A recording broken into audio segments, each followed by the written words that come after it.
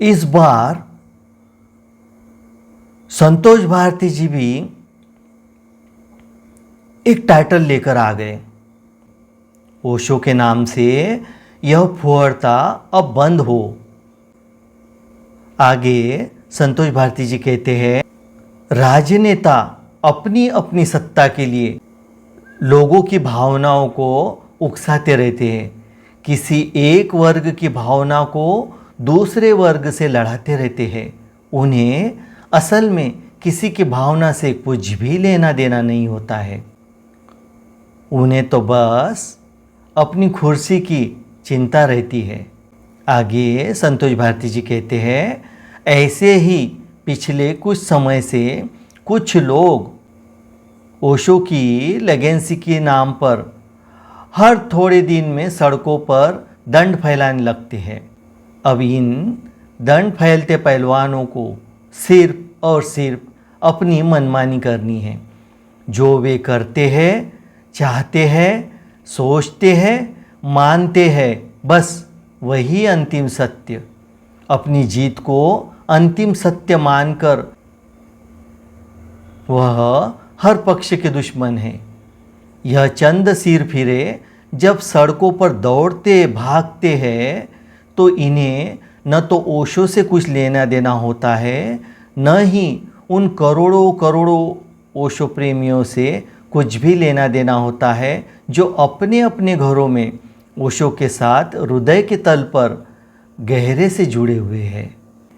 इन चंद पहलवानों को संभवतया अंदाज़ा भी नहीं होगा कि जब ये सड़क पर फुहड़ता करते होते हैं तो कितने न भाव से भरे शिष्य देखकर आहत होते होंगे कि उनके सद्गुरु के नाम पर सार्वजनिक स्थल पर इतना बचकानापन कोई कैसे कर सकता है। इन चंद सिर फिरों को किसने यह अधिकार दिया कि जब चाहे 17 कोरेगांव पार्क के प्रमुख द्वार पर अपनी कोई भी नादानी करने लगे? क्या यह जगह सिर्फ इन्हीं की है?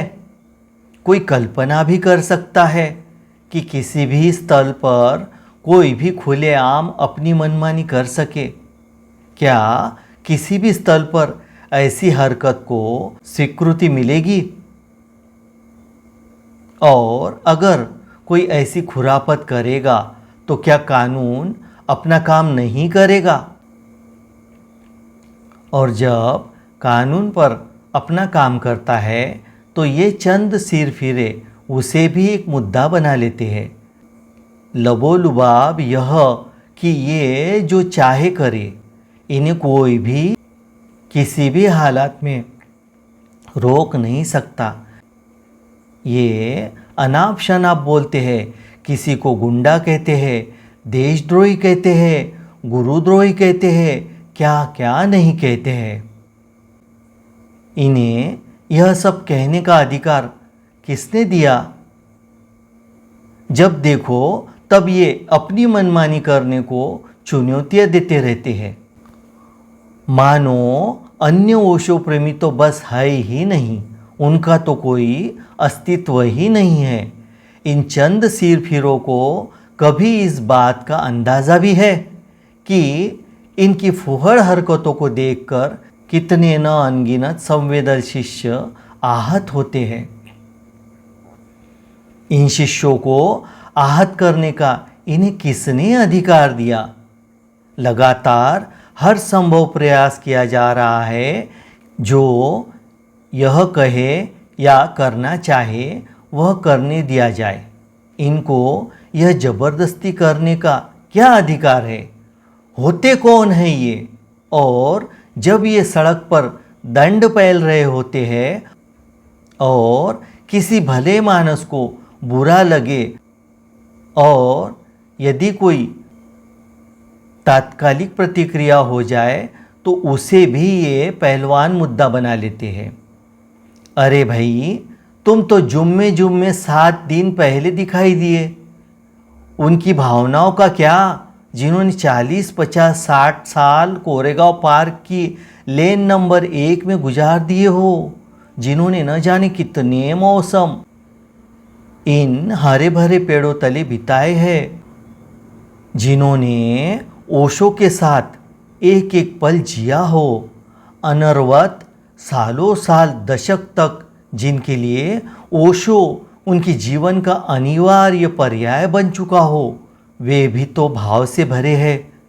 उनकी भी तो कोई भाव दशा होती है, उनका भी तो हृदय ओशो के साथ लयबद्ध है। इन अनगिनत ओशो प्रेमियों को इन चंद सिरफिरों को आहत करने का अधिकार किसने दिया? ये होते कौन हैं?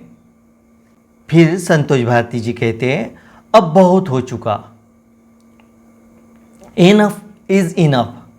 समय है जब भले लोग भी मिलकर इस फुहरता का जवाब दे। काफी मित्र इस बारे में गहराई से सोच रहे हैं, विकल्प तलाश रहे हैं कि इस बचकानेपन को कैसे रोका जाए। अब कुछ करना ही होगा, करना ही चाहिए। अगर ये 4.5 है तो भले लोग असंख्य है। अब समय चुप रहने का नहीं रहा। अब ओशो को सड़क छाप बनाने की इजाज़त किसी को भी नहीं दी जा सकती। इन्हें रोकने की जिम्मेदारी कुछ लोगों की ही नहीं है, हम सब की है, जो ओशो को प्रेम करते हैं, उनका सम्मान करते हैं। अब समय चुप रहने का नहीं रहा। निश्चित ही हम सड़क पर नहीं आएंगे, लेकिन कुछ गवारों को भी सड़क पर नहीं आने देंगे। इतना तो हम कर ही सकते हैं।